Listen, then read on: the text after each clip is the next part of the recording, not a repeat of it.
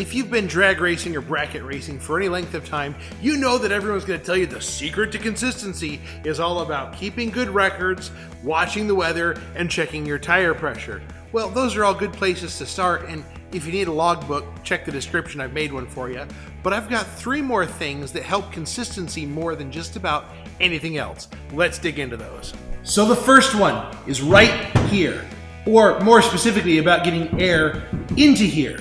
You know why race cars have scoops, right? Because you're getting good fresh air to your carburetor. But that's also why the Cowl induction hoods, forward-facing hood scoops, that's why all those things are important.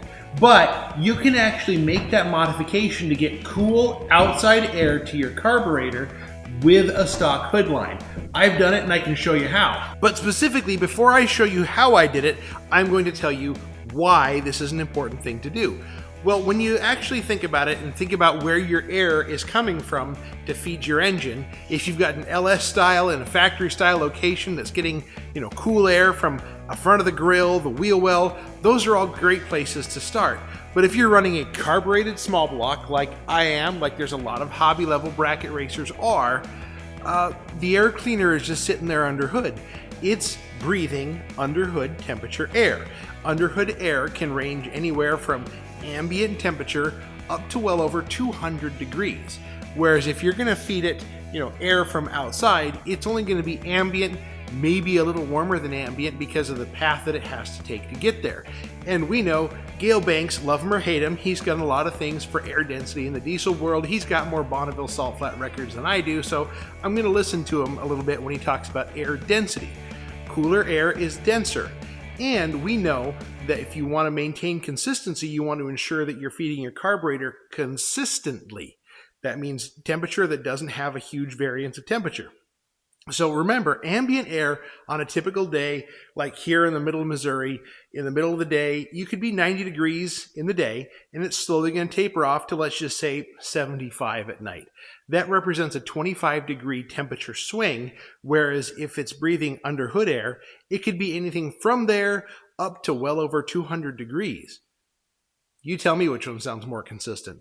Giving your carburetor air, ambient air, cool air, is what's going to make the car more consistent. So first off, before you run to the comments and say, hey, that fuel line's hooked up, or hey, your carburetor is missing parts. Yes, I know. I'm waiting for, this is my backup carburetor because I've sent my main one off to Velocity for a freshening up and some minor adjustments.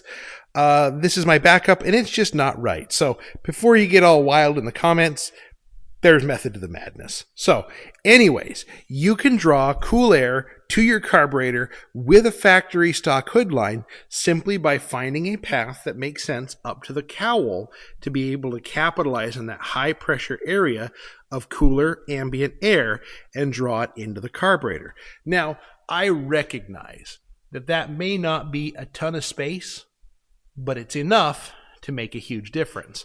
And I'm thinking that's probably about 1 inch high over however wide that is. I don't remember. I want to say it was about 12 or 13 inches wide, but still, that moves a lot of air. And yeah, there's a couple little gaps like there and where the fuel bowl comes in, but it doesn't pass that much air. And that air pan improved the consistency of this car drastically. I mean, it made a very measurable difference in terms of how consistent the car was. It didn't really pick anything up on the ET. I wasn't expecting it to. Remember, this modification is all about consistency. No, I haven't fallen, and yes, I can get up. Actually, the second consistency trick that I found in my experience racing and working with other racers is actually something that's literally right behind me. That's the torque converter. Now, what I'm referring to is that when you have a torque converter in the stock or low stall range, which for bracket racing could be, 2200, 2500 or lower RPM, moving to a higher stall actually helps consistency. And when I mean higher stall, 3500 RPM plus. I have a Hughes GM40 torque converter in this, which actually stalls at 4400 RPM behind this big torque 383 and this heavy El Camino. That made a big difference in consistency from when I went to a 2200 RPM converter up to a torque converter that stalls at 4400 RPM. What it does is it allows to get higher in the RPM range faster past a lot of things that could cause irregularities, inconsistencies with the car. It allows it to get up to the RPM faster and stay there and accelerate beyond that more effectively. Now, there's also a couple schools of thought here. One of them is that as the RPM climbs, you have more combustion events going on at a higher rate of speed.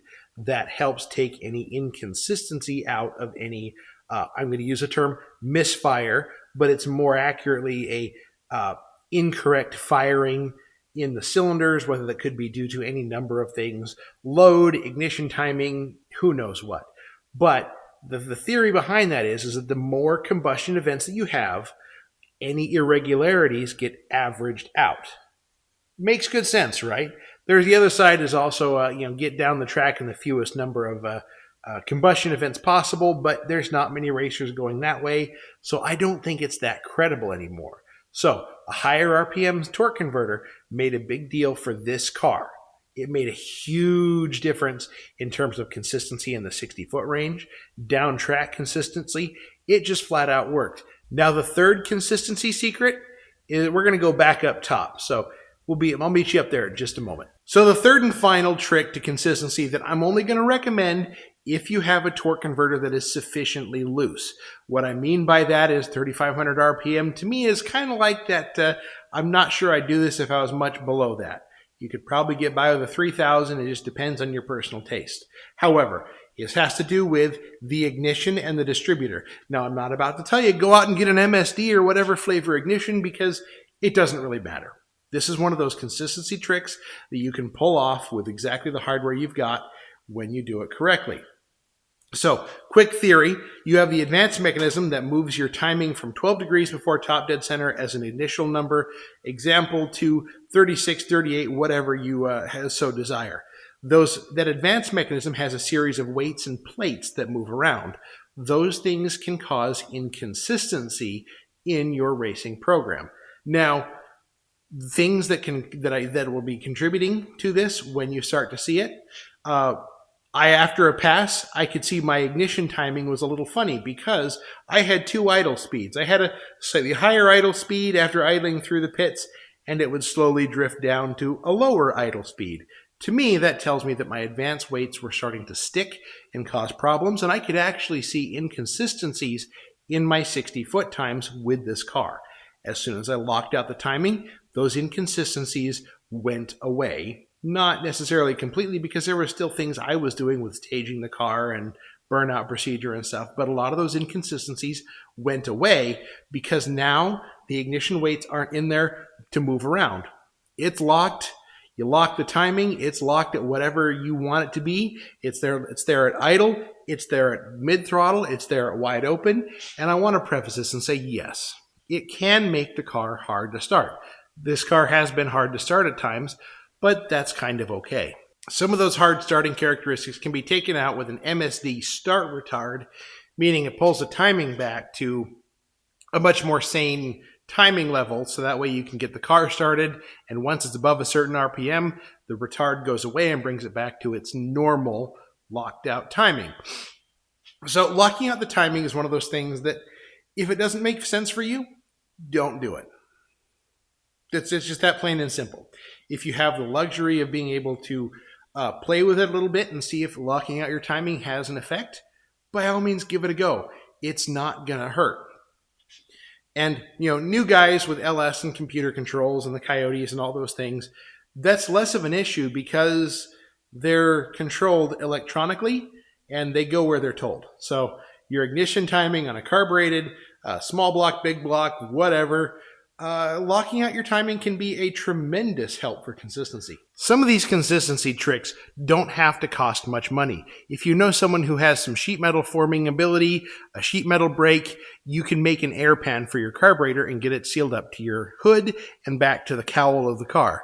There's also a lot of other ways to go through it. I built a sheet metal brake. You could bend it over the stairs of your house, pick your poison, do what makes sense. I'm not going to tell you one way or the other.